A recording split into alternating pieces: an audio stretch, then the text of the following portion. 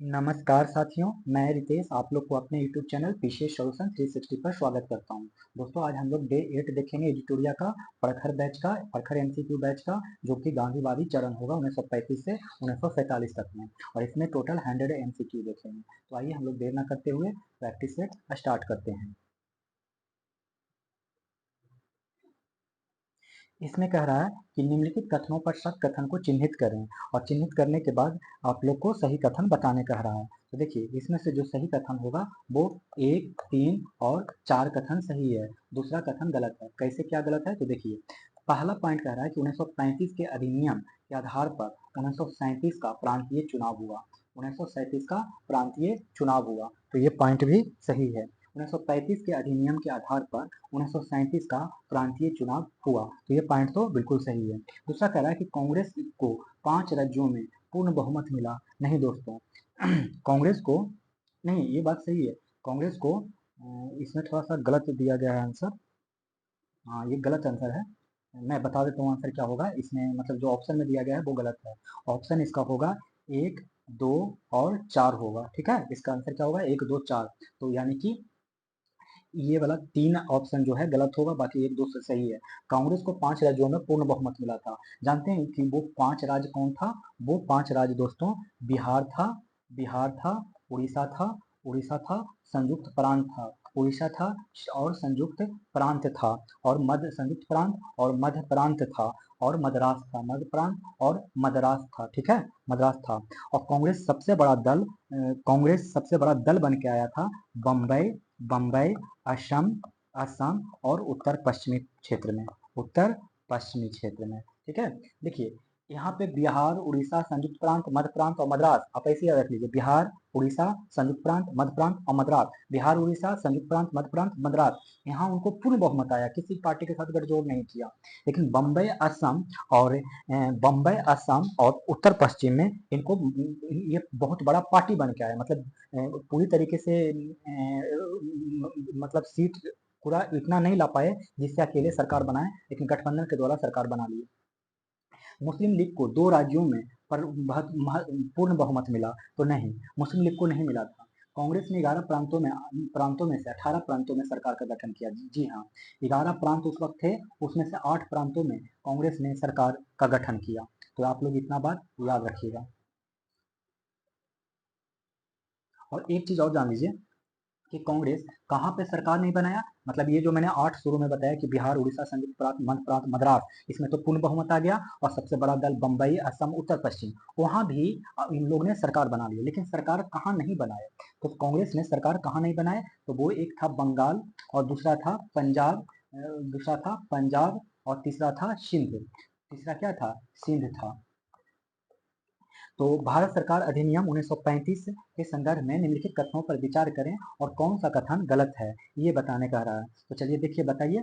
तो इसमें से जो गलत कथन होगा केवल दूसरा होगा। तो पहला क्या है? सही है। तो देख लीजिए, पहला क्यों सही है? क्योंकि अखिल भारतीय संघ की स्थापना का प्रावधान है। यह अखिल भारतीय संघ की स्थापना का प्रावधान करता है। तो ये पॉइंट बिल्कुल ही सही है कि यह अखिल भारतीय संघ की स्थापना का प्रावधान करता है। दूसरा कह रहा है कि इसे वर्ष 1936 में लागू किया गया था। नहीं, इसे वर्ष 1937 में लागू किया गया था। कब किया गया था? 1937 में लागू किया गया था। थर्ड क्वेश्चन कह रहा है कि थर्ड क्वेश्चन कह रहा है कि इसमें से कि आप लोग को मैच ऑफ द फॉलोइंग बताना है कि मतलब एक तरफ आंदोलन है और दूसरी तरफ इधर इसका वर्ष है, तो दोनों का मिलान करने कह रहा है। तो आइए मिलान करते हैं। इसका ऑप्शन ए होने वाला है। व्यक्तिगत सत्याग्रह कब हुआ था? 1940 में हुआ था। और भारतीय स्वतंत्रता की घोषणा कब हुआ था? तो 1947 में हुआ था। 1940 में व्यक्तिगत सत्याग्रह हुआ था, और भारतीय स्वतंत्रता की घोषणा 1947 में हुआ था। क्रिप्स आयोग का आगमन कब हुआ था? 1942 में हुआ था। क्रिप्स आयोग का आगमन 1942 में हो गया था। और राष्ट्रीय योजना समिति 1938 में हुआ था। राष्ट्रीय योजना समिति 1938 में हुआ था। ठीक है, नेक्स्ट क्वेश्चन। कांग्रेस ने किस कार्य समिति में भू स्वामित्व समाप्त करने की नीति अपनाई? तो वो नीति अपनाई थी कार्य समिति 1937 से। कांग्रेस ने किस कार्य समिति में भू स्वामित्व समाप्त करने की नीति अपनाई? तो वो है कार्य समिति 1937। नेक्स्ट है, नेक्स्ट कह रहा है कि निम्नलिखित कथन और कारण में विचार करें और सही कोड को चुनें। तो सही कोड को चुनिएगा तो इसका आंसर आ जाएगा ए, कि वर्ष 1939 में सभी प्रांतों में कांग्रेस मंत्रिमंडल ने इस्तीफा दे दिया। तो हाँ, ये बात सही है कि वर्ष 1939 में सभी प्रांतों में कांग्रेस मंत्रिमंडल ने इस्तीफा दे दिया। तो ये पॉइंट बिल्कुल सही है, जिसका कारण था कि द्वितीय विश्व युद्ध के संदर्भ में जर्मनी के खिलाफ वायसराय की घोषणा पत्र के निर्णय को स्वीकार नहीं किया गया। कांग्रेस ने द्वितीय विश्व युद्ध के संदर्भ में जर्मनी के खिलाफ वायसराय की घोषणा पत्र के निर्णय को स्वीकार नहीं किया गया। ठीक है, तो ये बात सही था। छठा क्वेश्चन देख लीजिए, मिलाने कर रहा है कि मुक्ति दिवस कब मनाया गया था। तो मुक्ति दिवस जो है दोस्तों, वो किस लिए मनाया गया था ये पहले जान लीजिए। तो मुक्ति दिवस मनाया गया था कि कांग्रेस के त्याग पत्र देने के कारण।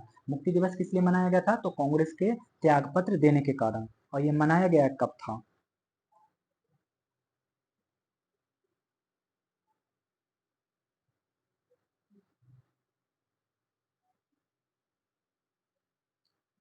मुक्ति दिवस मनाया गया था 22 दिसंबर 1939 को। मुक्ति दिवस कब मनाया गया था, 22 दिसंबर 1940 को। और पाकिस्तान दिवस मनाया जाता है 23 मार्च 1943 को।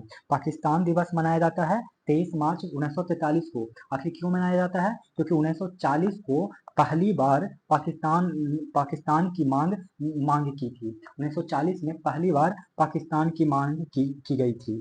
ठीक है। और सीधी कार्रवाई दिवस 16 अगस्त 1946 को मनाया जाता है। सीधी कार्रवाई दिवस कब हुआ था, 16 अगस्त 1946 को। तो इतनी पॉइंट याद रखिएगा। और ये सीधी कार्रवाई दिवस बहुत ही हिंसात्मक था दोस्तों। भारत सरकार भारत सरकार अधिनियम 1935 के बारे में किसने कहा था कि हमें एक कार दी गई है जिसमें सभी ब्रेक हैं और कोई इंजन नहीं है। तो ये क्या है, जवाहरलाल नेहरू। भारत सरकार अधिनियम 1935 के बारे में किसने कहा था कि हमें एक कार दी गई है जिसमें सभी ब्रेक हैं और कोई इंजन नहीं। तब वो कौन कहे थे, जवाहरलाल नेहरू। निम्नलिखित में से असत्य कथन को चिन्हित करें। निम्नलिखित में से क्या करना है, असत्य कथन को चिन्हित करने कह रहा है। तो इसमें से ये वाला तीसरा पॉइंट, सी नंबर पॉइंट गलत है। कह रहा है कि पाकिस्तान की मांग मुस्लिम लीग द्वारा 1940 में कराची अधिवेशन में किया गया था। यही पॉइंट गलत है, क्योंकि ये अधिवेशन कराची में नहीं बल्कि लाहौर में अधिवेशन हुआ था। और लाहौर अधिवेशन बहुत ही इंपॉर्टेंट है दोस्तों, न सिर्फ मुस्लिम लीग के लिए भी बल्कि कांग्रेस के लिए भी, क्योंकि यही लाहौर में ही जवाहरलाल नेहरू ने स्वतंत्रता की घोषणा की थी और 26 जनवरी को हर साल स्वतंत्रता दिवस मनाने की बात की थी। तो लाहौर दोनों के लिए ही इंपॉर्टेंट है। जहाँ पाकिस्तान जुड़ा हुआ है लाहौर से, वहीं इंडिया भी लाहौर से ही जुड़ा हुआ है। ठीक है। पहला कह रहा है कि मुस्लिम देश की पहली अभिव्यक्ति 1923 में इकबाल ने की। तो ये बात सही है। मुस्लिम देश की पहली अभिव्यक्ति, इस वक्त पाकिस्तान की बात नहीं किया गया था, बस बोला गया था कि एक देश होना चाहिए जो मुस्लिमों के लिए होना चाहिए। पहली बार इकबाल ने 1930 में किया था। कब किया था, 1930 में। और चौधरी रहमत अली ने पहली बार पाकिस्तान शब्द का प्रयोग किया था। तो ये बात भी सही है कि चौधरी रहमत अली ने पहली बार पाकिस्तान शब्द का प्रयोग किया था। और 1940 के मुस्लिम लीग की अध्यक्षता जिन्ना ने की। तो ये पॉइंट भी सही है कि 1940 के मुस्लिम लीग की अध्यक्षता जिन्ना ने की थी। ब्रिटिश भारत के निम्नलिखित प्रांतों पर विचार करें और उन प्रांतों की पहचान करें जहां भारतीय राष्ट्रीय कांग्रेस ने 1937 में मंत्रिमंडल नहीं बनाया था। तो वो कौन था, तो वो था 3 और 4, माने बंगाल और पंजाब। हमने शुरू में ही बता दिया था इन तीनों के बारे में कि कहाँ कहाँ सरकार नहीं बनाया था। तो बंगाल, पंजाब और एक और कहाँ नहीं बनाया था, तो सिंध में भी नहीं बनाया था। निम्नलिखित में से केंद्रीय विधान सभा का कौन सा चुनाव भारत सरकार अधिनियम 1919 के अंतर्गत आयोजित किया गया था। तो वो किया गया था 1 और 3, मतलब 1926 और 1945 में। तो 45 में 1926 में स्वराज पार्टी भाग लिया था। ठीक है। निम्नलिखित में से केंद्रीय विधानसभा का कौन सा चुनाव भारत सरकार अधिनियम 1919 के अंतर्गत आयोजित किया गया था। देखिए इसमें कहानी क्या हुआ था कि जब 1919 का जब अधिनियम आया था तो इसमें चुनाव की बात किया गया था। तो जब 1920, क्योंकि 1919 के बाद तो 1926 में चुनाव हो गया, तो ये इस अधिनियम के द्वारा हो ही गया स्वराज पार्टी। लेकिन 1945 में भी जो चुनाव हुआ वो भी भारत सरकार अधिनियम 1919 में हुआ था, ये याद रखिएगा। उस वक्त होना तो चाहिए था 35, लेकिन 35 में थोड़ा पेचीदा लग रहा था, पेचीदा लग रहा था, इसीलिए हुआ था। 11 नंबर, सरोजिनी नायडू ने जिन्ना को हिंदू मुस्लिम एकता का दूत कहा। सरोजिनी नायडू ने जिन्ना को क्या कहा? तो हिंदू मुस्लिम एकता का दूत कहे थे क्या? तो बिल्कुल कहा गया था। जिन्ना ने दो राष्ट्र सिद्धांतों को स्वीकार किया। तो हाँ जी, जिन्ना ने दो राष्ट्र सिद्धांतों को स्वीकार किया था। कांग्रेस की तरफ से अबुल कलाम आजाद ने दो राष्ट्र सिद्धांत को मान्यता दी। तो नहीं, अबुल कलाम आजाद ने नहीं दिए थे। ठीक है, कांग्रेस की तरफ से अबुल कलाम ने नहीं दिए थे। अगला, किस भारतीय राष्ट्रीय नेता ने जर्मनी और ब्रिटेन के बीच युद्ध को एक ईश्वर प्रदत्त अवसर के रूप में देखा, जो भारतीयों को अपने लाभ के लिए स्थिति का फायदा उठाने में सक्षम करेगा? तो वो थे सुभाष चंद्र बोस। किस भारतीय राष्ट्रवादी नेता ने जर्मनी और ब्रिटेन के बीच युद्ध को एक ईश्वर प्रदत्त अवसर के रूप में देखा, जो भारतीयों को अपने लाभ के लिए स्थिति का फायदा उठाने में सक्षम करेगा? सुभाष चंद्र बोस। निम्नलिखित में से कौन 1938 में अखिल भारतीय राज्य जन सम्मेलन के अध्यक्ष था? तो वो था जवाहरलाल नेहरू। निम्नलिखित में से कौन 1938 में अखिल भारतीय राज्य जन सम्मेलन का अध्यक्ष था? जवाहरलाल नेहरू। किस घटना के पश्चात व्यक्तिगत सत्याग्रह प्रारंभ किया गया था? तो वो प्रारंभ किया गया था अगस्त प्रस्ताव की असफलता के बाद। किस घटना के पश्चात व्यक्ति सत्याग्रह प्रारंभ किया गया था? तो अगस्त प्रस्ताव के असफलता के बाद। ठीक है, और क्रिप्स मिशन की असफलता हुआ था 1942 में। और केवल योजना फेल कब हुआ था? ये केवल नहीं होगा दोस्तों, ये बेवल योजना होगा। ठीक है, बेवल योजना की असफलता कब हुआ था? 1945 में। 1942 में क्रिप्स मिशन की असफलता हुआ, कि बेवल योजना 1945 में, और अगस्त की असफलता हुआ अगस्त 1940 में। और इसी वक्त 1940 के टाइम पे ही व्यक्तिगत सत्याग्रह हुआ। और कांग्रेस ने मंत्रिमंडल का त्याग पत्र दिसंबर 1939 में दिया। कब दिया? दिसंबर 1939 में दिया। ठीक है, और लॉर्ड लिथगो ने द्वारा प्रस्तुत किया गया था अगस्त प्रपोजल। अगस्त प्रपोजल किसके द्वारा प्रपोज किया गया था? तो लीन लिथगो द्वारा। ठीक है, अगला क्वेश्चन हम लोग देखेंगे। 15 नंबर, निम्नलिखित में से किस आंदोलन में गांधी जी ने नौकरी छोड़कर आंदोलन में भाग लेने का अनुरोध किया? तब वो किया एक दो, इसमें क्या क्या है देख लेते हैं कि असहयोग। निम्नलिखित में से किस आंदोलन में गांधी जी ने नौकरी छोड़कर आंदोलन में भाग लेने का अनुरोध किया? तो असहयोग आंदोलन में भी किया, और इसके अलावा सविनय अवज्ञा आंदोलन में भी किया, लेकिन खिलाफत आंदोलन में नहीं किया, और भारत छोड़ो आंदोलन में भी नहीं किया। भारत छोड़ो आंदोलन में वो कहे थे कि कोई भी अपनी नौकरी नहीं छोड़ेंगे, बल्कि कांग्रेस का सपोर्ट करेंगे। ठीक है, माने और कांग्रेस के प्रति निष्ठा रखेंगे। जैसे जो लोग सैनिक लोग थे, तो उन लोग, सैनिक मतलब पुलिस लोग थे, तो उन लोग से भी आग्रह किया गया कि आप लोग नौकरी ना छोड़ें, बल्कि जब इंडियन के ऊपर जब लाठी बरसाने की बात किया जाएगा, तो आप लोग लाठी मत बरसाइएगा, क्योंकि मतलब ये आप ही लोग के भाई बंधु हैं। आजाद दस्ता के संबंध में निम्न कथनों पर असत्य कथन चुने आजाद दस्ता के लिए। तो देख लीजिए, आजाद दस्ता के लिए सत्य कथन इसमें हो जाएगा। देखिए, असल में देखा जाए तो इसमें आंसर में कोई सही है ही नहीं, इसमें से कोई भी सही नहीं है। क्यों? क्योंकि इसमें से क्या हुआ, एक्चुअली इसमें से तीनों ही चीजें सही है, क्योंकि इसमें असत्य पूछ रहा है। तो हाँ है तो तीनों, जबकि सही होगा। इसमें से लिख दीजिए नन ऑफ दीज, इसका आंसर क्या हो जाएगा? None of these. पहला देखिए आजाद दस्ता के बारे में, इसका गठन जो है जयप्रकाश नारायण ने बकरी के टापू नेपाल में किया था। तो ये पॉइंट सही है कि आजाद दस्ता का गठन जयप्रकाश नारायण ने बकरी के टापू नेपाल में किया। तो ये पॉइंट सही है कि इसका गठन जयप्रकाश नारायण ने बकरी के टापू नेपाल में किया। इसने तोड़ फोड़ की घटनाओं द्वारा अंग्रेजों की रणनीति को नुकसान पहुंचाया। इसने तोड़ फोड़ की घटनाओं द्वारा अंग्रेजों की रणनीति को नुकसान पहुंचाया। रेडियो संचालन का कार्य राम मनोहर लोहिया ने किया। रेडियो संचालन का कार्य किसने किया? तो राम मनोहर लोहिया ने किया। व्यक्तिगत सत्याग्रह के संदर्भ में निम्नलिखित कथनों पर विचार करें। तो वो विचार करिए व्यक्तिगत सत्याग्रह के बारे में। तो इसमें जब विचार करने जाइएगा तो पता चलेगा कि व्यक्तिगत सत्याग्रह पहले तो ये जान लीजिए कि 1940 में हुआ था। कब हुआ था? 1940 में। और इसमें जो आंसर होगा गलत पूछा है तो दोनों ही सही है, दोनों ही गलत है दोस्तों। क्यों? क्योंकि देखिए यह आंदोलन सविनय अवज्ञा आंदोलन के दौरान शुरू किया गया। सविनय अवज्ञा आंदोलन दोस्तों 1930 में हुआ था और ये व्यक्तिगत आंदोलन 1940 में। तो दोनों शुरू एक साथ कैसे हो सकता है? यानी पहला पॉइंट गलत है। इस आंदोलन के माध्यम से गांधी जी द्वितीय विश्व युद्ध के अवसर का उपयोग स्वतंत्रता छीनने के लिए करना चाहते थे। तो ये भी पॉइंट गलत है दोस्तों, ये पॉइंट भी क्या है? गलत है, ऐसा नहीं चाहते थे। सर्वोदय शब्द का प्रयोग मुख्यतः किसके द्वारा किया गया था? तो वो किया गया था महात्मा गांधी के द्वारा। सर्वोदय शब्द का प्रयोग मुख्यतः किसके द्वारा किया गया था? तो महात्मा गांधी के द्वारा।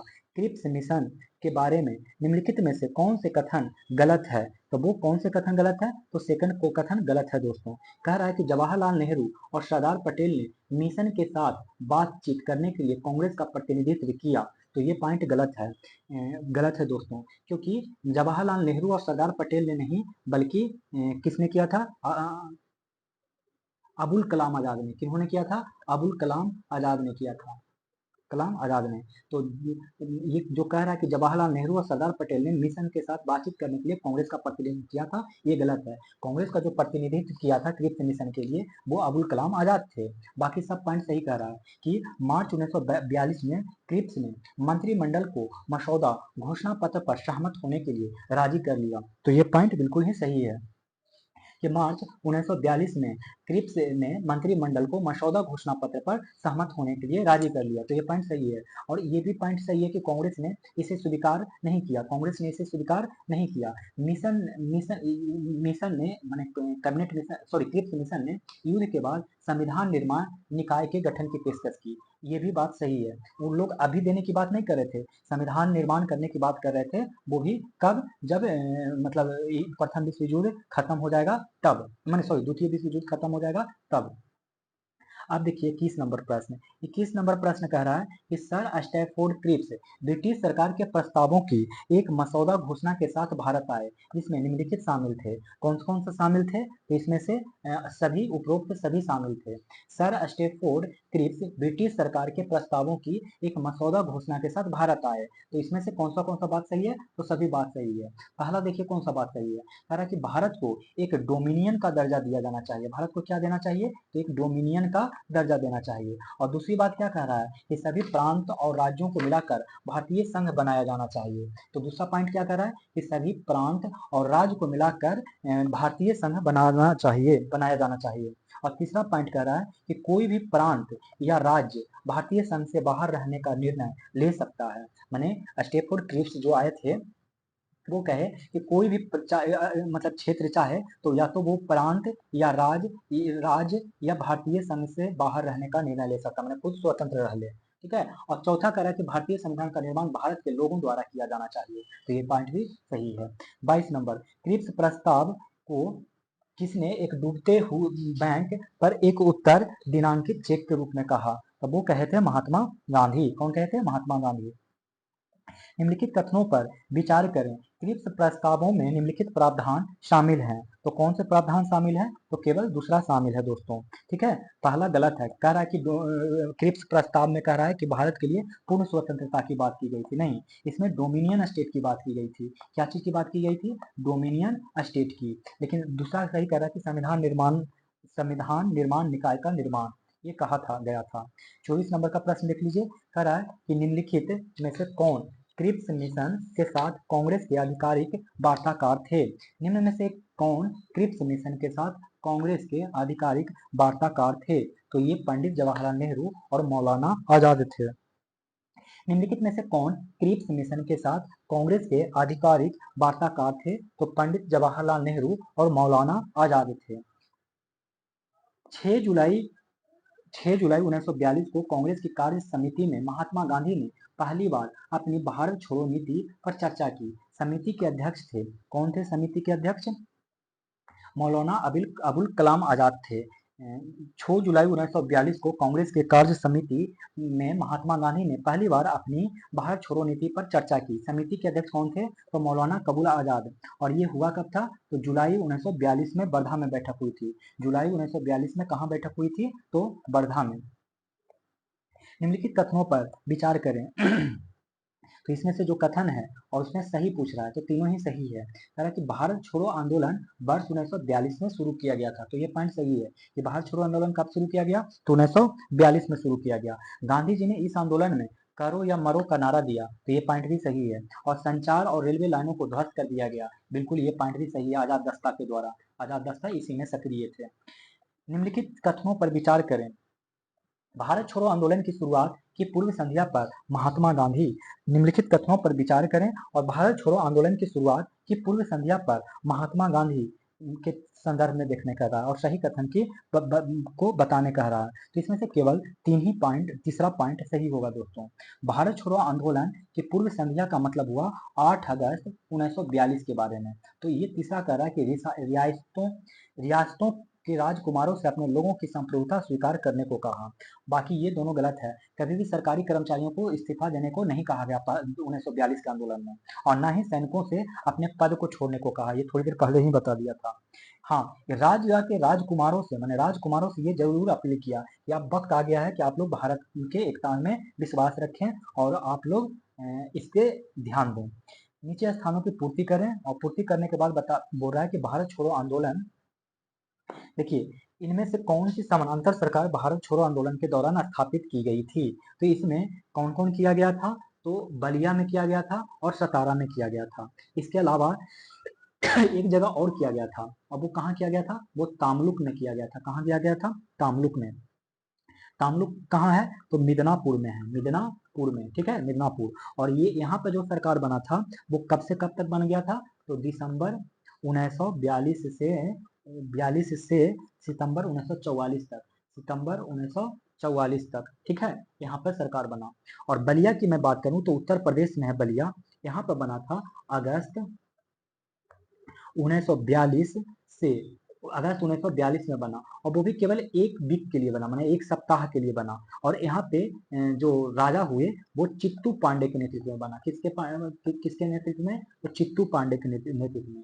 लेकिन सतारा की जब बात करूं तो यहाँ पे 1943 के मिडिल में से लेके 1945 तक बना सरकार रहा, समानांतर सरकार, ठीक है। और इसी को सतारा में ही जो सरकार बना समानांतर, उसी का नाम प्रति सरकार था। कौन सा सरकार नाम था? प्रति सरकार नाम था, ठीक है। और इसके नेता कौन थे? तो बाई भी चौहान और नाना पाटिल। इसके नेता कौन थे? तो बाई भी चौहान और नाना पाटिल थे। कौन थे? नाना पाटिल। तो इससे इतना लंबा, इतना पॉइंट याद रखेगा। और सतारा में ही सबसे लंबी सरकार चला था, इसी को ही सबसे लंबी समानांतर सरकार के नाम से जाना जाता है। 29 नंबर, बलदेव सहाय ने एडवोकेट जनरल का पद से कब इस्तीफा दिया था? 1942 में। 1942 में बलदेव सहाय एडवोकेट जनरल के पद से कब इस्तीफा दिया? तो 1942 में। महात्मा गांधी के भारत छोड़ो आंदोलन के दौरान उनके साथ रहने वाले अमेरिकी प्रचारक कौन थे? तो वो थे लुईस फिशर। महात्मा गांधी के भारत छोड़ो आंदोलन के दौरान उनके साथ रहने वाले अमेरिकी प्रचारक कौन थे? तो लुईस फिशर थे, ठीक है, यही यूएसए पत्रकार थे। और बेब मिलर दांडी मार्च के साथ थे, समय थे, दांडी मार्च के समय थे। और एक चीज और याद रखिए कि एक अगस्त प्रस्ताव था जो कि 1940 में हुआ था, ठीक है। और क्रिप्स मिशन कब आया था? तो 1942 में। क्रिप्स मिशन कब आया? तो 1942 में। तो ये दोनों पॉइंट्स थोड़ा सा याद रखिएगा, कभी जरूरत पड़ जाएगा आप लोग को, ठीक है। हम लोग बढ़ेंगे 31 नंबर की तरफ कि भारत छोड़ो आंदोलन के कारण सांप्रदायिक दंगों से कौन सा क्षेत्र सबसे अधिक प्रभावित हुआ? तो वो हुआ 1 और 4, बिहार और संयुक्त प्रांत। भारत छोड़ो आंदोलन के कारण सांप्रदायिक दंगों से कौन सा क्षेत्र सबसे अधिक प्रभावित हुआ? तो वो कौन प्रभावित हुआ? तो बिहार और संयुक्त प्रांत। और 1946 की बात करूं तो 1946 में जो दंगा से, सांप्रदायिक दंगा से जो सबसे ज्यादा प्रभावित हुआ वो बंगाल हुआ, 1946 में बंगाल। अब देखना है कथन और कारण। तो इसमें से लॉर्ड लिंथगो की बात कर रहा है कि 1942 के अगस्त आंदोलन को सिपाही विद्रोह के बाद सबसे गंभीर विद्रोह बताया। तो बिल्कुल सही, जो 1857 में सिपाही विद्रोह हुआ था ना, उससे ज्यादा गंभीर 1942 के अगस्त आंदोलन को बताया। उसके कारण थे कि कुछ क्षेत्रों में किसानों का बड़ा विद्रोह हुआ। तो इसमें ऑप्शन ए हो जाएगा, कारण भी सही कह रहा है। डॉक्टर राजेंद्र प्रसाद को 9 अगस्त 1942 को गिरफ्तार कर लिया गया और उन्हें भेजा गया हजारीबाग, सॉरी, बांकीपुर जेल में। कहाँ भेजा गया? तो बांकीपुर जेल में, ठीक है। और हजारीबाग जेल में किनको भेजा गया था? तो जयप्रकाश नारायण को भेजा गया था, जयप्रकाश नारायण को। और वो दिवाली के रात फरार हो गए थे। जयप्रकाश नारायण को राष्ट्रीय नेता की मान्यता किस संदर्भ में मिली? तो उनको मिला भारत छोड़ो आंदोलन के संबंध में, क्योंकि इस टाइम उन्होंने आजाद दस्ता का गठन किया था 1942 में, ठीक है। और कांग्रेस सोशलिस्ट पार्टी की स्थापना जयप्रकाश नारायण ने 1934 में ही किया था, लेकिन 1934 में इनको राष्ट्रीय नेता की मान्यता नहीं मिली थी। लेकिन भारत छोड़ो आंदोलन जब 1942 में हुआ, तो इस वक्त आजाद दस्ता का गठन करने के कारण ही इनको राष्ट्रीय नेता की उपाधि मिल गई। अब आप लोग को बताना है कथन और कारण। तो देखिए 35 नंबर के क्या हो जाएंगे। 35 नंबर में पढ़ते हैं क्वेश्चन कि राष्ट्रीय स्वयंसेवक संघ यानी आरएसएस भारत छोड़ो आंदोलन 1942 से अलग था। मतलब भारत छोड़ो आंदोलन में आरएसएस ने सपोर्ट नहीं किया। तो पहला पॉइंट बिल्कुल सही है। इसने सोचा कि इस आंदोलन के कारण भारत की स्वतंत्रता में देरी होगी, तो नहीं, इसने ऐसा नहीं सोचा था। तो यानी आर गलत है और सी ये सही है, यानी ऑप्शन क्या हो जाएगा? सी हो जाएगा। 36 नंबर फिर से कथन और कारण है।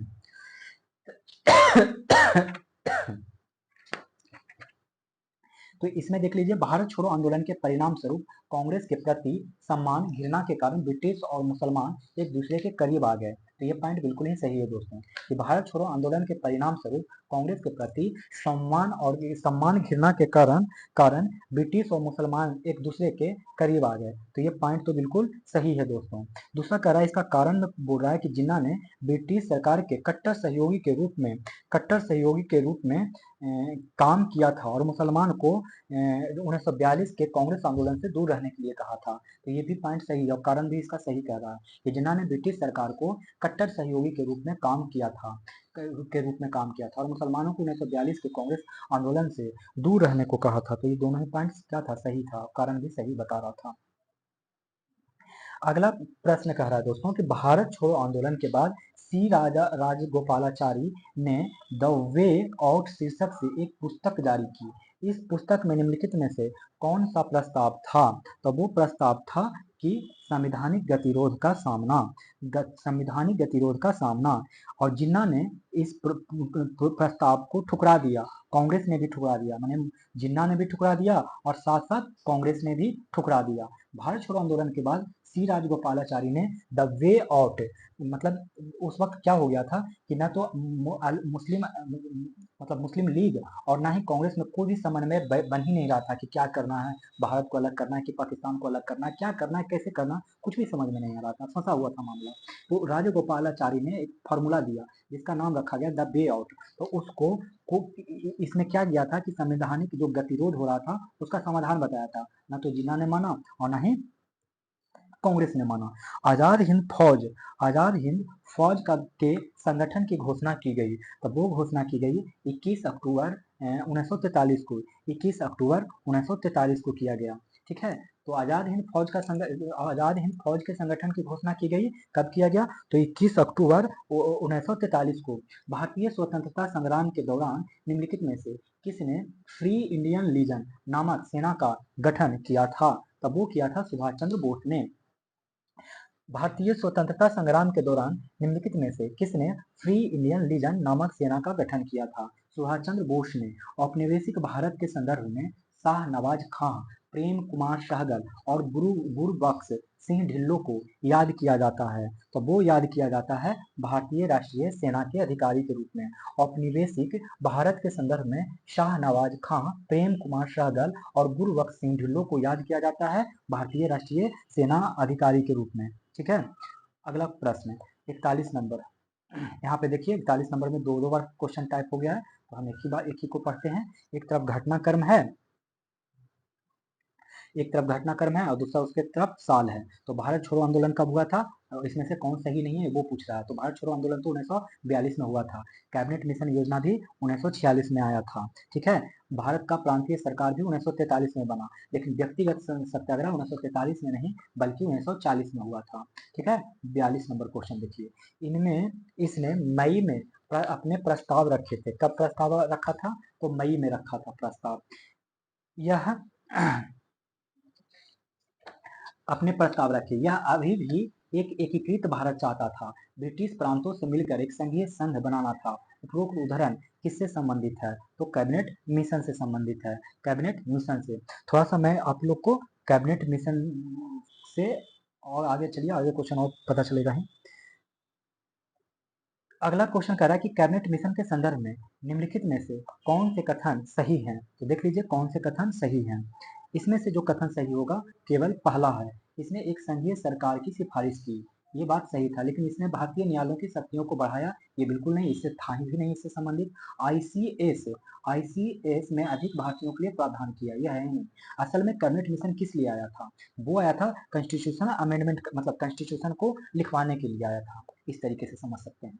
किस कांग्रेस अध्यक्ष ने क्रिप्स मिशन और लॉर्ड बेबल दोनों के साथ बातचीत की, किस कांग्रेस अध्यक्ष ने क्रिप्स मिशन और लॉर्ड बेबल दोनों से बातचीत की, तो कौन बातचीत किए होंगे, अबुल कलाम आजाद। कैसे पता किए कि अबुल कलाम आजाद बात किए, तो देखिए जब लॉर्ड बेबल योजना आया था 1945 में और क्रिप्स मिशन आया था 1942 में, और आप लोग को पता है कि अबुल कलाम आजाद 1940 से लेके 45 तक यही रह गए थे अध्यक्ष। तो बात कौन करेंगे, अबुल कलाम आजाद।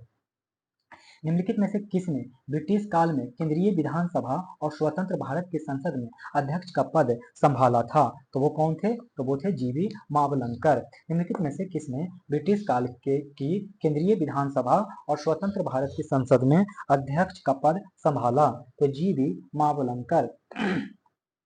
पंडित जवाहरलाल नेहरू के नेतृत्व में अंतरिम सरकार गठित हुई, तो अंतरिम सरकार गठित हुई सितंबर 1946 को। पंडित जवाहरलाल नेहरू के नेतृत्व में अंतरिम सरकार गठन हुई सितंबर 1946 में।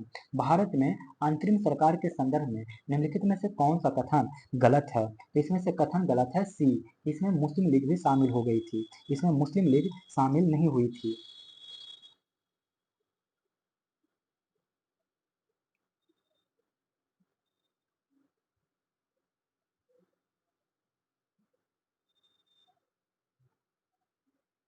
बाकी सब सही है कि इसका नेतृत्व जवाहरलाल नेहरू ने किया था। इसके गठन 1945 में हुआ। इसका गठन वर्ष कितने कब हुआ था, 1945 में। तो इसका गठन वर्ष 1945 में अंतरिम सरकार का हुआ और इसका नेतृत्व जवाहरलाल नेहरू ने किया था। अगला, क्लेमेंट एटली की घोषणा के संदर्भ में क्लेमेंट एटली की घोषणा के संदर्भ में निम्नलिखित कथनों पर विचार करें और कौन सा कथन सही है ये बताइए। तो इसमें से पहला कथन सही है कि उन्होंने घोषणा की कि ब्रिटिश जून 1948 तक भारत छोड़ देंगे। ठीक है, इसने घोषणा की और उन्होंने यह घोषणा 1946 में की थी। तो कौन सी बात आप लोग को सही है ये बताना। तो पहला ही सही है, लेकिन ये 1946 में नहीं था बल्कि बल्कि 1947 में किए थे, 1947 के लिए प्रोमिस किए थे। कह रहा है कि उपयुक्त में से कौन सा कथन सही है, तो पहला ही सही है, 1948 में हुआ था। कह रहा है कि उन्होंने घोषणा की कि ब्रिटिश जून 1948 तक छोड़ देंगे, और कब तक छोड़ने की बात किया गया, तो 30 जून 1948 को छोड़ने की बात किया गया था, लेकिन वो 15 अगस्त 1947 को छोड़कर चले गए। ठीक है, और उन्होंने यह घोषणा 1946 में नहीं किए थे, 1947 में किए थे। अगला प्रश्न कह रहा है कि भारतीय स्वतंत्रता अधिनियम 1937 कब लागू हुआ था, तो ये लागू हुआ है 18 जुलाई 1947 को। कब लागू हुआ है, 18 जुलाई 1947 को। यहाँ मैं कुछ चीजें आप लोग को याद करवाता हूँ। ठीक है, आप लोग थोड़ा याद करिएगा इससे रिलेटेड। क्वेश्चन कह रहा है कि भारतीय स्वतंत्रता अधिनियम 1937 कब लागू हुआ था, तो ये लागू हुआ है, कब लागू हुआ है, तो 18 जुलाई 1947 को। सुनिए मेरी बात ध्यान से। एक डेट याद रखना है 3 जून। ठीक है, एक डेट याद रखना है 4 जुलाई।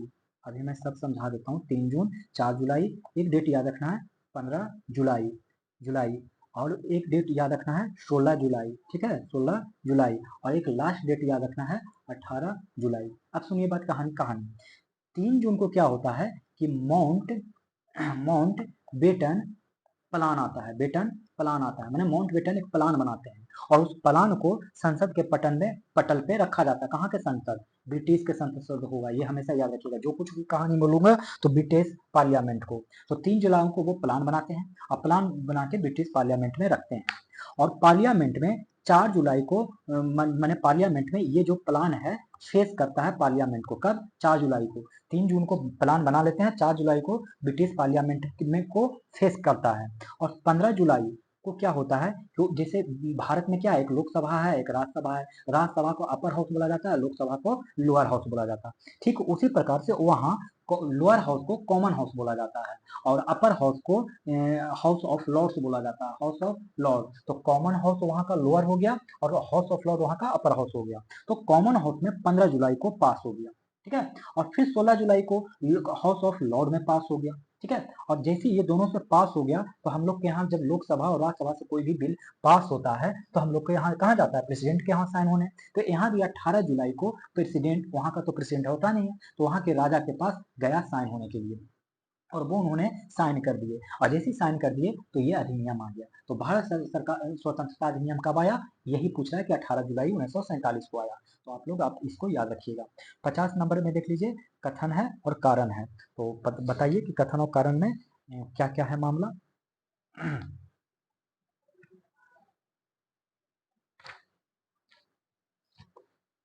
इसमें से देखिए, स्वतंत्र भारत में ब्रिटिश संप्रभुता कायम रहे, ये गलत है।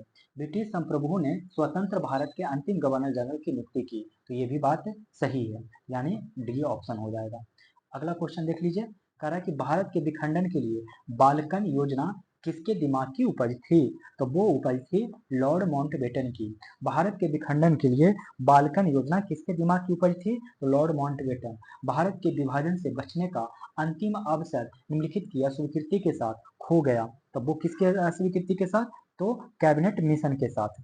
कैबिनेट मिशन कब आया था? तो 1946 में आया था। और क्रिप्स मिशन कब आया था? तो 1942 में आया था। क्रिप्स मिशन 1942 में। राजगोपालाचारी फॉर्मूला 1944 में आया था और बेबल योजना 1946 में आया था। सॉरी, बेबल योजना 46 में नहीं, 1945 में आया था। तो क्रिप्स मिशन 1942, राजगोपालाचारी फॉर्मूला 44 और कैबिनेट मिशन 1946 और बेबल योजना 1945। रेड क्लिफ समिति की नियुक्ति की गई थी, तब वो की गई थी भारत और पाकिस्तान के बीच सीमाओं का सीमांकन करना। रेड क्लिफ समिति की नियुक्ति की गई थी भारत पाकिस्तान के बीच सीमाओं का सीमांकन करना, ठीक है। लॉर्ड माउंटबेटन की अध्यक्षता वाली विभाजन परिषद में भारतीय राष्ट्रीय कांग्रेस का प्रतिनिधित्व किसने किया था? तब वो किया था 2 और 3, माने जवाहरलाल नेहरू और सरदार पटेल ने। लॉर्ड माउंटबेटन की अध्यक्षता वाली विभाजन परिषद में भारतीय राष्ट्रीय कांग्रेस का प्रतिनिधित्व किसने किया? तो जवाहरलाल नेहरू और सरदार पटेल ने। भारत की स्वतंत्रता के बारे में निम्नलिखित में से कौन से कथन सही हैं? तो देखते हैं कि कौन से कथन सही हैं। दोनों ही कथन सही हैं कि 15 अगस्त 1947 को भारत की स्वतंत्रता की घोषणा करते हुए सत्ता का औपचारिक हस्तांतरण लॉर्ड माउंटबेटन द्वारा किया गया था। 15 अगस्त 1947 को भारत की स्वतंत्रता की घोषणा करते हुए सत्ता का औपचारिक हस्तांतरण लॉर्ड माउंटबेटन द्वारा किया गया था, तो ये पॉइंट सही है। दूसरा कह रहा है कि महात्मा गांधी 15 अगस्त 1947 को राजधानी में आयोजित समारोह में उपस्थित नहीं थे, तो ये पॉइंट भी सही कह रहा है कि महात्मा गांधी 15 अगस्त 1947 को राजधानी में आयोजित समारोह में उपस्थित नहीं थे, ठीक है। 55 नंबर क्वेश्चन देखते हैं। 55 नंबर क्वेश्चन कह रहा है कि क्रिप्स मिशन के संबंध में सत्य कथन को चिन्हित करें। तो क्रिप्स मिशन के संबंध में सत्य कथन कौन से हैं दोस्तों? ये आप लोग को चिन्हित करने कह रहा है। इसमें से सत्य कथन केवल एक होगा कि महात्मा गांधी को इसे पोस्ट डेटेड चेक कहे थे। क्रिप्स मिशन को Mahatma Gandhi post dated cheque कहे थे। और कह रहा है ब्रिटिश प्रधानमंत्री क्लीमेंट एटली द्वारा भारतीय समस्याओं के समाधान के लिए क्रिप्स मिशन भेजा था। नहीं, चर्चिल ने भेजा था। किसने भेजा था? तो चर्चिल ने भेजा था। तो ब्रिटिश प्रधानमंत्री क्लीमेंट एटली नहीं थे बल्कि चर्चिल थे, जिन्होंने की भारतीय समस्याओं को समाधान के लिए क्रिप्स मिशन भेजा था। भारत छोड़ो के संबंध में असत्य कथन का चुनाव करें। तो असत्य कथन इसमें से कौन हो जाएगा, तो डी ऑप्शन हो जाएगा कि 9 अगस्त को गांधी जी ने दिल्ली मार्च के साथ आंदोलन प्रारंभ कर दिया। 9 अगस्त को गांधी जी ने दिल्ली मार्च के साथ आंदोलन प्रारंभ कर दिया। भारत छोड़ो आंदोलन में अरुणा आसफ अली क्यों चर्चित हुई, तो वो चर्चित हुई ग्वालियर टैंक मैदान में ध्वज फहराने के लिए। भारत छोड़ो आंदोलन में अरुणा आसफ अली क्यों चर्चित हुई, तो ग्वालियर टैंक में ध्वज फहराने के लिए। कैबिनेट मिशन योजना के संबंध में असत्य कथन का चुनाव करें। तो कैबिनेट मिशन योजना के संबंध में असत्य कथन क्या है दोस्तों, तो असत्य कथन है डी कि पाकिस्तान के निर्माण को स्वीकार कर लिया। ये नहीं स्वीकार किया गया था। ठीक है, तो इसमें सही कौन सा है, तो कैबिनेट मिशन के अध्यक्ष कौन थे, पैंथिक लॉरेंस। कैबिनेट मिशन ने त्रिस्तरीय शासन का सुझाव दिया, तो ये भी बात सही है। प्रांतों को आ, बा और सा ग्रुप में विभाजित करने का सुझाव दिया, तो ये भी पॉइंट क्या है, सही है। चलिए अगला प्रश्न देख लेते हैं कि निम्नलिखित में से कौन सुमेलित है। तो अगर सुमेलित की बात करें तो इसमें से कौन सुमेलित हो जाएगा, देखिए पहला का इसमें डी होगा, दूसरे का सी होगा, तीसरे का बी होगा और चौथे का ए होगा। तो पहला का डी इसमें है ही नहीं, तो ये ऑप्शन गलत है, इसमें से ये आंसर सही होगा। तो आदर्श प्रस्ताव कब आया था, तो 8 अगस्त 1940 को, 8 अगस्त 1940 को आदर्श प्रस्ताव। और क्रिप्स प्रस्ताव मिशन आया था 22 मार्च 1942 को। क्रिप्स मिशन आया था 22 मार्च 1942 को। और बेबल योजना आया था 14 जून 1945 को। और कैबिनेट मिशन आया था 24 मार्च 1946 को। कैबिनेट मिशन आया था 24 मार्च 1946 को। संविधान सभा के संबंध में असत्य कथन की पहचान करें। तो संबंध में असत्य कथन की पहचान कीजिए। इसके जैसे असत्य कथन होंगे वो इसमें से ये वाला है कि प्रत्येक प्रांत को 15 लाख पर एक सदस्य चुनने का अधिकार था। 15 लाख पे नहीं दोस्तों, 10 लाख पे था चुनने का अधिकार। ठीक है, और पहला पॉइंट कह रहा है कि संविधान सभा का गठन कैबिनेट मिशन प्लान के अंतर्गत किया, तो ये पॉइंट सही था कि संविधान सभा का गठन कैबिनेट मिशन प्लान के अंतर्गत किया। दूसरा कह रहा है कि मतदाताओं के सिर्फ 3 वर्ग समान मुस्लिम और सिख थे। मतलब कह रहे जो मतदाता थे उनके 3 वर्ग थे, समान थे, मुस्लिम थे और सिख थे। जुलाई 1946 में संविधान सभा हेतु चुनाव कराए गए, तो ये पॉइंट सही है कि जुलाई 1946 में संविधान सभा हेतु चुनाव कराए गए। पहला कह रहा है कि संविधान सभा में कुल 296 सदस्य ब्रिटिश भारत में चिन्हित थे। तो क्या ये बात सही है, तो हाँ सही है ये पॉइंट कि संविधान सभा में कितने सदस्य थे, तो 296 सदस्य। कांग्रेस ने 208, मुस्लिम लीग ने 73 स्थानों पर निर्वाचित हुए, तो ये भी पॉइंट क्या है, सत्य है कि कांग्रेस ने 208 और मुस्लिम लीग ने 73 स्थान लिए। लेकिन जिन्ना ने मुस्लिम लीग का नेतृत्व संविधान सभा में किया, बिल्कुल नहीं। संविधान सभा में मुस्लिम लीग की तरफ से जिन्ना नहीं आए थे। संविधान सभा अपने गठन से ही संप्रभु थी, बिल्कुल नहीं, अपने गठन से संप्रभु नहीं थे। आप लोग को पता होना चाहिए कि कुल ब्रिटिश प्रांत के सदस्य 296 थे। कितने थे ब्रिटिश प्रांत के सदस्य, 296, जिसमें से आप लोग अभी अभी पढ़े कि कांग्रेस 208 थी और मुस्लिम लीग 73। मुस्लिम लीग कितने थी, 73। और अन्य लोग कौन थे, 15 लोग। और देसी रजवाड़े कितने थे, 93। देसी रजवाड़े 93 और 15 अन्य थे और 73 मुस्लिम लीग और कांग्रेस 208। इन तीन सब को जोड़िएगा तो पाइएगा कि 389 हो गया। कितना हो गया, 89 हो गया। मतलब ये 93 तीन कौन थे, तो देशी रजवाड़े थे। कौन थे, देशी रजवाड़े। और यहाँ तक का है 296 का मैटर। लेकिन टोटल 389 में कहूँ तो एक तरफ 296 जो ये है और एक 93 जो कि देशी रजवाड़े। और पाकिस्तान का विभाजन होने जाने के बाद सदस्यों की संख्या घट के 299 रह गई, ये पॉइंट याद रखिएगा। भारत सरकार अधिनियम 1935 के संबंध में निम्नलिखित कथनों पर विचार करें और सत्य कथन की पहचान करें। तो इसमें से सत्य कथन है, तीनों का तीनों ही भारत सरकार अधिनियम 1935 में सत्य कथन है। पहला कह रहा है कि केंद्र में द्विसदनीय व्यवस्थापिका का प्रावधान किया गया। व्यवस्थापिका का क्या किया गया, तो प्रावधान किया गया। और दूसरा प्रांतीय स्वायत्ता की बात किया गया। दूसरा में क्या किया गया, तो प्रांतीय स्वायत्ता की बात किया गया। और तीसरा प्रांतीय व्यवस्थापिकाओं में सदस्यों का प्रत्यक्ष निर्वाचन धर्म आधारित निर्वाचन व्यवस्था को बनाए रखा, परंतु जाति आधारित निर्वाचन व्यवस्था को समाप्त कर दिया गया। प्रांतीय व्यवस्थापिकाओं में सदस्यों का प्रत्यक्ष निर्वाचन धर्म आधारित निर्वाचन व्यवस्था को बनाए रखा, परंतु जाति आधारित निर्वाचन व्यवस्था को समाप्त कर दिया गया। 64 कांग्रेस ने निम्न निम्न में कांग्रेस ने निम्न में किन प्रांतों में स्पष्ट बहुमत प्राप्त किया? तो वो प्राप्त किया 3, 4, 5 में 3, 4, इसमें 5 नहीं होगा, 5 को हटा दीजिए, तो 3, 4 में स्पष्ट बहुमत बिहार और उड़ीसा में प्राप्त किया। ठीक है, स्पष्ट बहुमत कहाँ? तो बिहार, उड़ीसा, और मैंने बताया था कि मद्रास में भी, और संयुक्त प्रांत और मध्य प्रांत में भी। ठीक है, यहाँ तक मैंने बताया था। 1937 के चुनावों के पश्चात कांग्रेस ने जमींदारी प्रथा को समाप्त करने का प्रयास क्यों नहीं किया था? तो वो क्यों नहीं किया था, इसमें से कोई भी कारण नहीं है, मतलब इसमें से सॉरी असत्य कथन ढूंढने कर रहा है, तो इनमें से सारे के सारे कारण सही थे। मैंने क्यों नहीं कांग्रेस ने जमींदारी प्रथा को समाप्त कर दिया 1947 के चुनाव के बाद? क्योंकि क्योंकि मंत्रिमंडल के पास पर्याप्त अधिकार तो थे ही नहीं, खाली नाम के अधिकार थे। वित्तीय संसाधनों का अभाव भी था, तो ये पॉइंट भी सही है कि वित्तीय संसाधन भी नहीं थे। विभिन्न वर्गों में सामंजस्य बैठाना भी मुश्किल हो रहा था, और लगभग सभी कांग्रेस शासित प्रदेशों में प्रतिक्रियावादी तत्वों वाला द्वितीय सदन मौजूद था। अगला प्रश्न देखिए, 66 नंबर में कह रहा है कि कांग्रेस कार्य समिति की वर्धा बैठक के संबंध में निम्नलिखित कथनों पर विचार करें, और विचार करके आपको क्या कौन सा कथन बताना है? सत्यकुट बताना है। ठीक है, कि सत्यकुट बताइए। तो चलिए हम लोग इसको बताते हैं। इसमें से देखिएगा तो क्या होगा कि इसमें से पहला दूसरा सही है कि गांधी जी ने मित्र राष्ट्रों के प्रति सहानुभूति प्रकट की। तो ये बात सही है कि गांधी जी ने मित्र राष्ट्रों के प्रति सहानुभूति प्रकट की। दूसरा भी सही कह रहा है कि सुभाष चंद्र बोस ने साम्राज्यवाद के विरोध में किसी पक्ष के समर्थन में नहीं थे। तो ये पॉइंट भी सही है कि सुभाष चंद्र बोस साम्राज्यवाद के विरोध में किसी भी पक्ष के समर्थन में नहीं थे।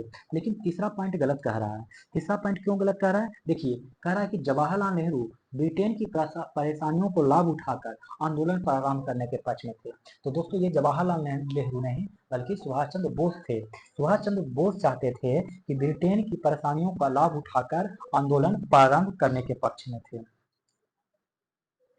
देखेंगे क्वेश्चन नंबर 67 कि अगस्त प्रस्ताव के संबंध में निम्नलिखित कथनों पर विचार करें और असत्य कथन का चयन करें। तो देखिए, असत्य कथन का चयन कीजिए। तो इसमें से असत्य कथन दोस्तों ये है कि युद्ध के दौरान संविधान सभा का गठन का प्रस्ताव नहीं। दोस्तों, युद्ध के दौरान संविधान सभा का गठन का प्रस्ताव नहीं रखा गया था, बल्कि युद्ध के बाद देने की बात किया गया था।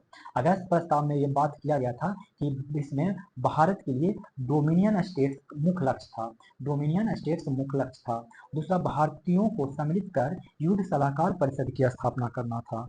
सही बात है।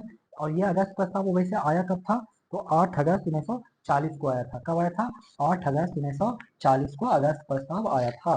तो युद्ध के दौरान संविधान सभा का गठन नहीं करने की बात नहीं किया गया था, बल्कि युद्ध के बाद किया गया था। तो वायसराय की कार्यकारिणी परिषद का विस्तार किया जाएगा। तो इसमें बात किया गया था कि वायसराय की जो कार्यकारिणी परिषद है उसका विस्तार किया जाएगा। अगला प्रश्न देख लीजिए, निम्नलिखित घटनाओं में कालानुक्रम व्यवस्थित करें। तो कालानुक्रम व्यवस्थित कीजिए तो पाइएगा कि बेबल प्लान कब आया था? 1945 में आया था। कब आया था बेबल प्लान? 1945 में, जून 1945 में। और देसाई लियाकत समझौता कब आया था? तो अप्रैल 1945 में आया था। कब आया था देसाई लियाकत समझौता? तो अप्रैल 1945 को। और पाकिस्तान दिवस मैंने बताया था कि कब मनाया जाता है? तो 23 मार्च 1943 को। 23 मार्च 1943 से पाकिस्तान दिवस मनाया जाता है। गांधी जी की दमनकारी नीतियों के विरुद्ध 21 दिन का अनशन फरवरी 1943 में किए थे। कब किए थे? तो फरवरी 1943 में गांधी जी 21 दिनों का अनशन किए थे। 1945-46 के सर्दियों में हुए विद्रोह के घटनाओं के संबंध में निम्न युग्मों पर विचार करें, और विचार करके सही कथन के बारे में कितने युग में गलत हैं ये बताने कह रहा है। तो देखिए, कितने युग में गलत हैं। इसमें से दोस्तों कोई भी गलत नहीं है। 21 नवंबर 1945 को कलकत्ता में आजाद हिंद फौज पर मुकदमा को लेकर, तो ये बात सही है। आजाद हिंद फौज पर मुकदमा कब हुआ था कलकत्ता में? तो 21 नवंबर 1945 को। 21 नवंबर 1945 को कलकत्ता में आजाद हिंद फौज पर मुकदमा हुआ और 11 फरवरी 1946 को, ध्यान सुनिएगा, 11 फरवरी 1946 को कलकत्ता में ही आजाद हिंद फौज के अधिकारी राशिद अली को 7 वर्ष की कारावास हुआ। तो ये बात भी सही है। इसके खिलाफ भी विद्रोह हो गया। तो आजाद हिंद फौज पर जो मुकदमा चला उसके खिलाफ भी विद्रोह हो गया 1945-46 में।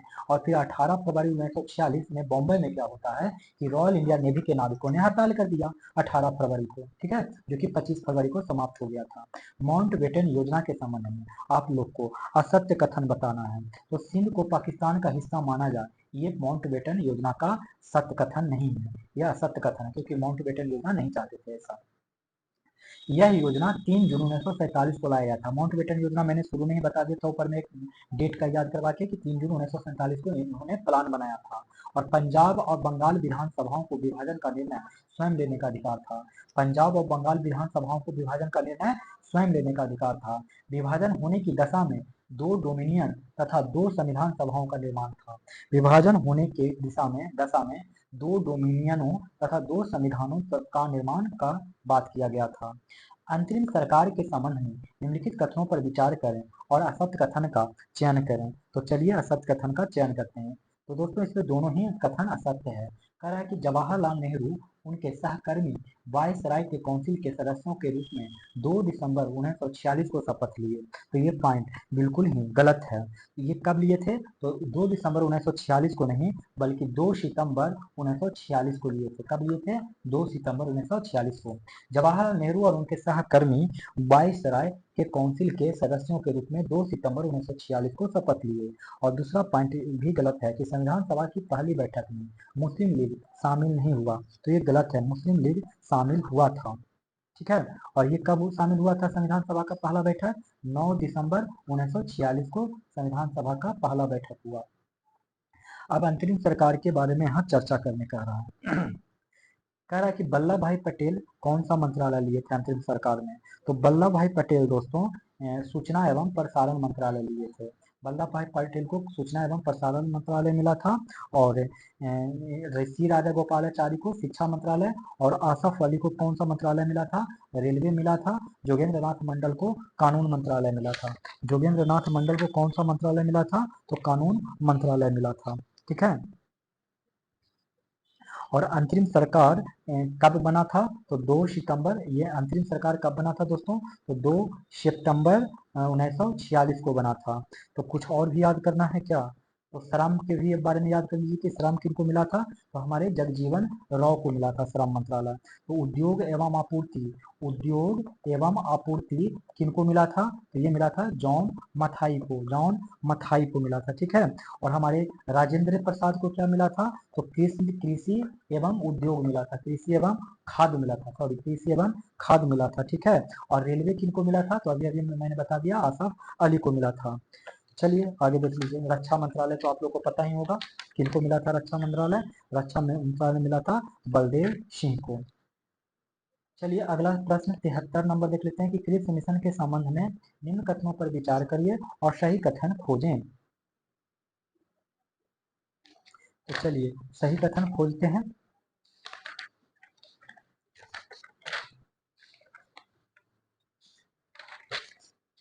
तो इसमें क्रिप्स मिशन के बारे में सही कथन कह रहा है कि दोनों ही सही है।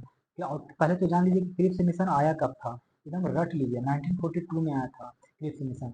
कांग्रेस ने पूर्ण स्वतंत्रता के प्रावधान के बजाय डोमिनियन स्टेट्स की पेशकश पर आपत्ति जताई।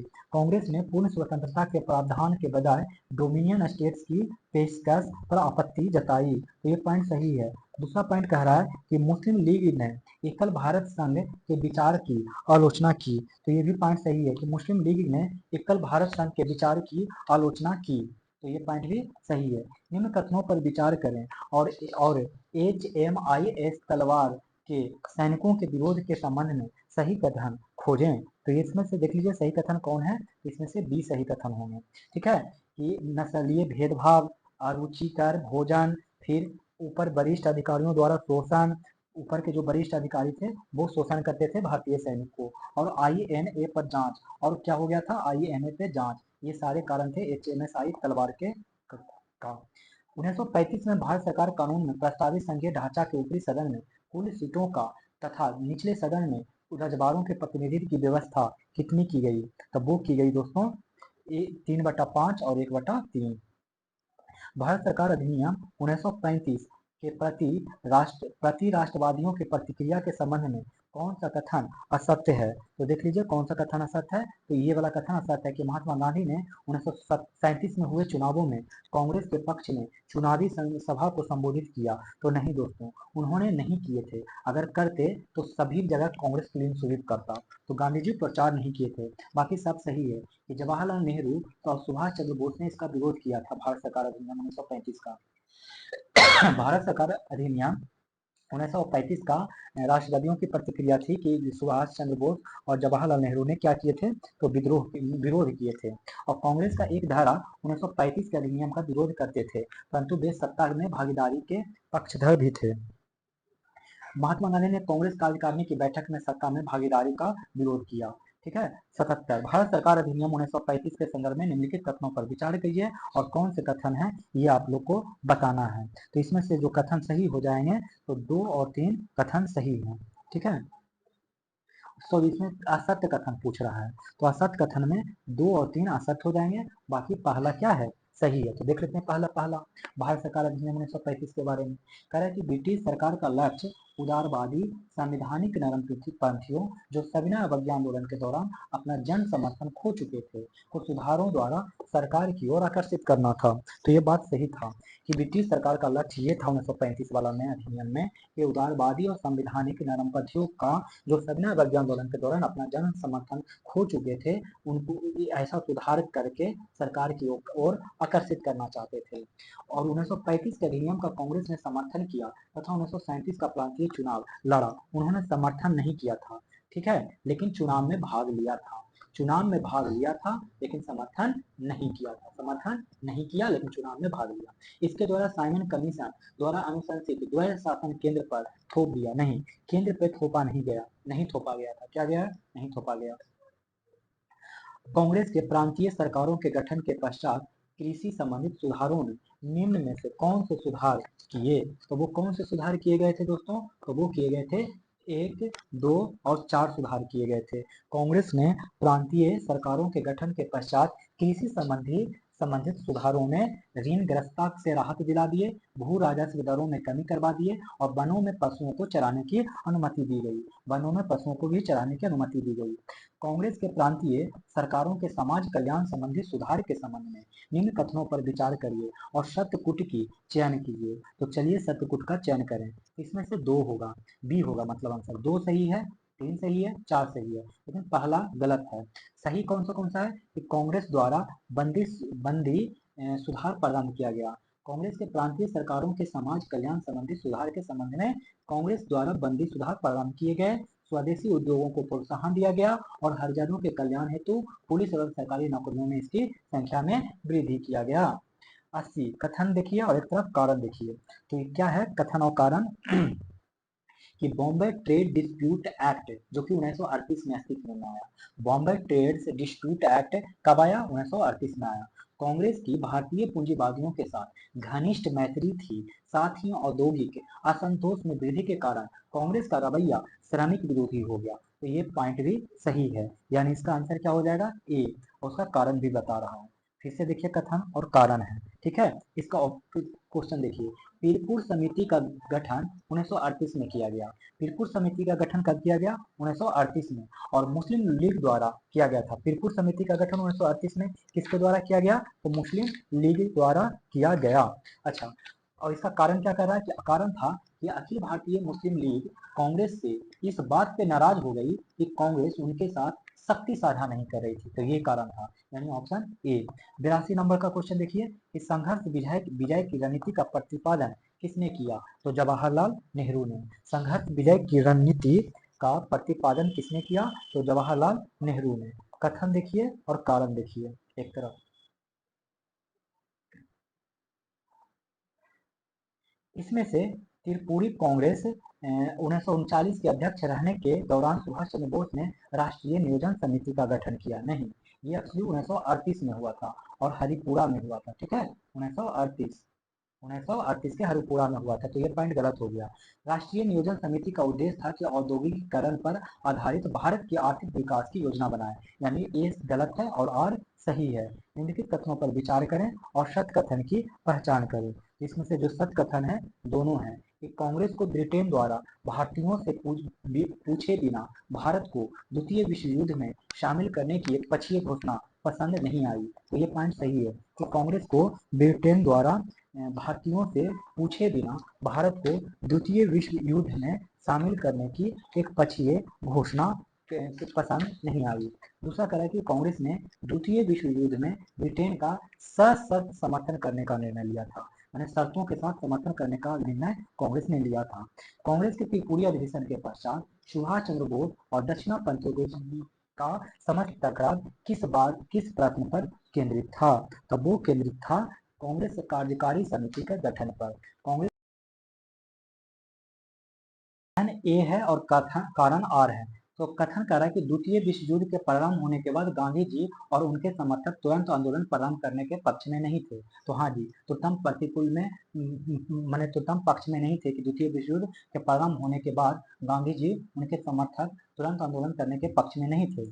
क्यों? कारण ये था कि गांधी जी का मानना था कि संगठनात्मक तौर पर कांग्रेस की स्थिति क्या है, अच्छी नहीं है और तत्कालीन परिस्थितियां जन सत्याग्रह के लिए भी अनुकूल नहीं है।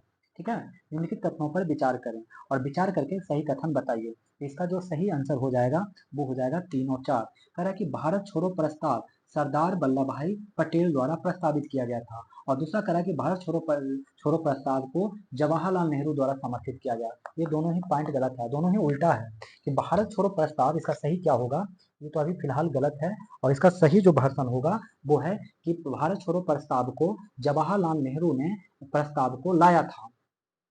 प्रस्ताव पारित कौन किया था भारत छोड़ो का, तो जवाहरलाल नेहरू ने, और उसका समर्थन कौन किया था, तो समर्थन किया था सरदार वल्लभ भाई पटेल ने। तो ये दोनों को उल्टा करके आप पढ़िएगा, तो ये दोनों सही हो जाएगा। तीसरा सही कह रहा है, चौथा भी सही कह रहा है कि अखिल भारतीय कांग्रेस कमेटी की बंबई की बैठक अगस्त 1942 में भारत छोड़ो प्रस्ताव का अनुमोदन किया गया था, तो बिल्कुल सही है कि अखिल भारतीय कांग्रेस कमेटी की बंबई की बैठक अगस्त 1942 भारत छोड़ो प्रस्ताव का अनुमोदन किया गया था।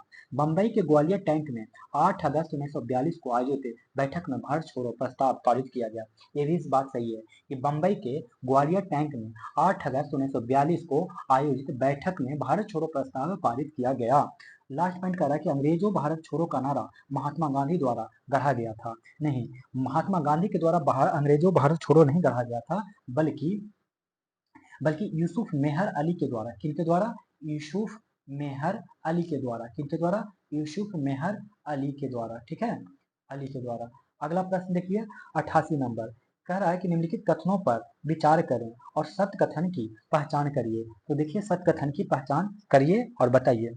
इसमें सत्य कथन 1, 3 और 4 हो जाएगा, दूसरा गलत है। कह रहा है कि भारत छोड़ो आंदोलन के दौरान उषा मेहता ने बॉम्बे में भूमिगत रेडियो स्टेशन की स्थापना की। तो ये पॉइंट बिल्कुल ही सही है कि भारत छोड़ो आंदोलन के दौरान उषा मेहता ने बॉम्बे में भूमिगत रेडियो स्टेशन की स्थापना की। दूसरा पॉइंट कह रहा है कि 1943 के मध्य 1945 तक सतारा में चलने वाली समानांतर सरकार जातीय सरकार के नाम से जानी जाती है। तो नहीं, ये पॉइंट गलत है, इसको जातीय सरकार नहीं कहा जाता था। ठीक है, तो ये दूसरा गलत हो गया। तीसरा, बलिया में अगस्त 1942 में चित्तू पांडे के नेतृत्व में समानांतर सरकार की स्थापना की गई। तो ये पॉइंट सही है कि बलिया में अगस्त 1942 में, जो कि एक सप्ताह के लिए चला, तो चित्तू पांडे के नेतृत्व में समानांतर सरकार की स्थापना की गई और हिंदू महासभा 1942 को के भारत छोड़ो आंदोलन का बहिष्कार किया था। तो ये भी सही बात है कि हिंदू जो महासभा है तो 1942 में भारत छोड़ो आंदोलन का बहिष्कार किया था। 89 नंबर, सूची 1 को सूची 2 के बारे में बताना। इसमें कह रहा है कि सुभाष चंद्र बोस से संबंधित कह रहा है कि, फिर से क्वेश्चन को दिखाता हूँ, कि सुभाष चंद्र बोस का प्रयुक्त नाम जिससे वे उस स्थान पर पहुंचे, अपना नाम बदल लेते थे जहां कहीं पहुंचे थे।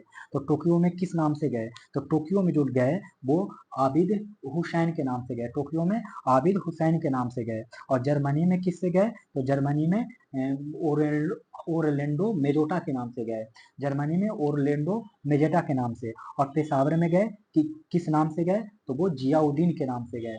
टोक्यो में किस नाम से गए, तो आबिद हुसैन के नाम से। जर्मनी में ओरलैंडो मोजेटा, और पेशावर में जियाउद्दीन। और ये भगत राम कौन थे, तो ये जब पेशावर पहुंचे थे ना, तो वहां पे सुभाष चंद्र बोस को मददगार थे ये।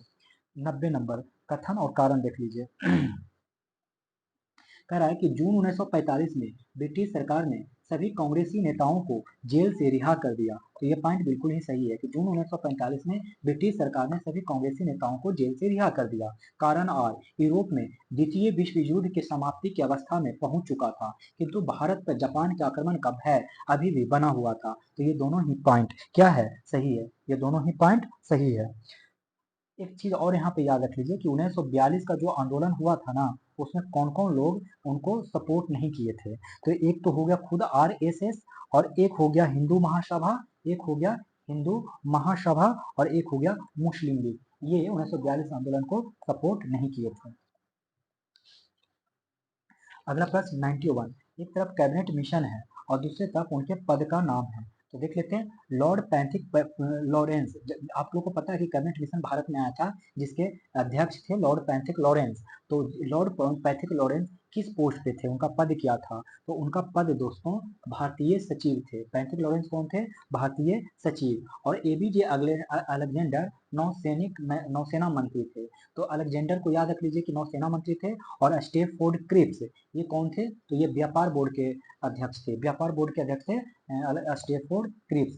निम्नलिखित घटनाओं पर विचार करें और इसको कालानुक्रम में सजाएं। तो देखिए कालानुक्रम में सजाइएगा, तो द्वितीय विश्व युद्ध के बाद भारत में केंद्रीय एवं प्रांतीय व्यवस्थापकों के लिए चुनाव कराए गए। तो वो चुनाव कब कराए गए, तो 1945 से 46 के बीच में करवाए गए।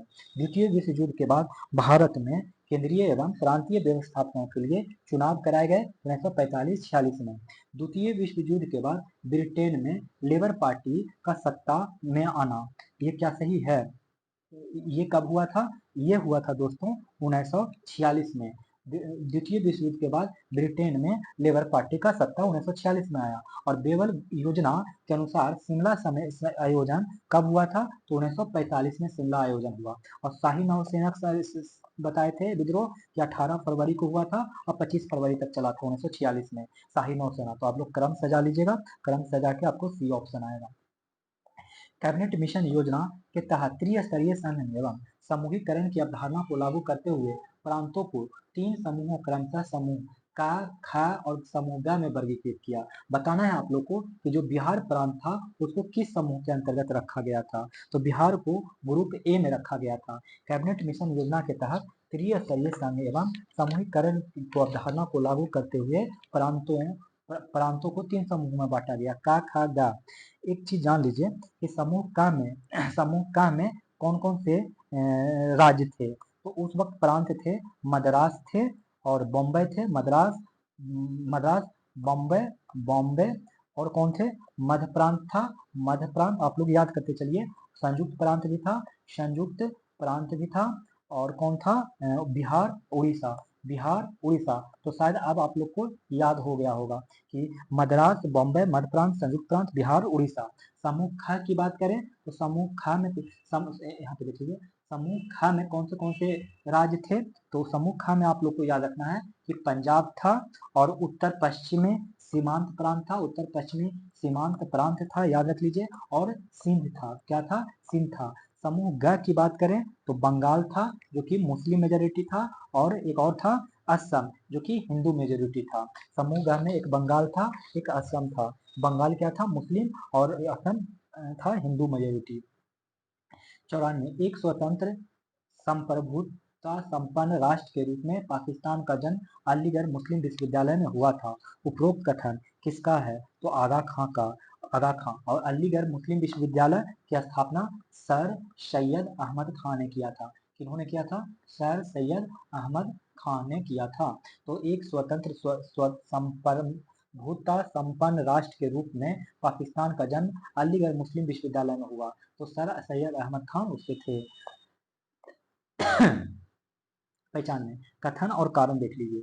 1930 के दशक में उत्तरार्ध मुस्लिम लीग ने सांप्रदायिकता के मुद्दे और तीव्र करने का निश्चय किया। तो ये पॉइंट बिल्कुल सही है। कारण था कि 1937 के प्रांतीय चुनाव में मुस्लिम लीग को अच्छी सफलता प्राप्त नहीं हुआ था। ये बहुत बड़ा कारण था दोस्तों।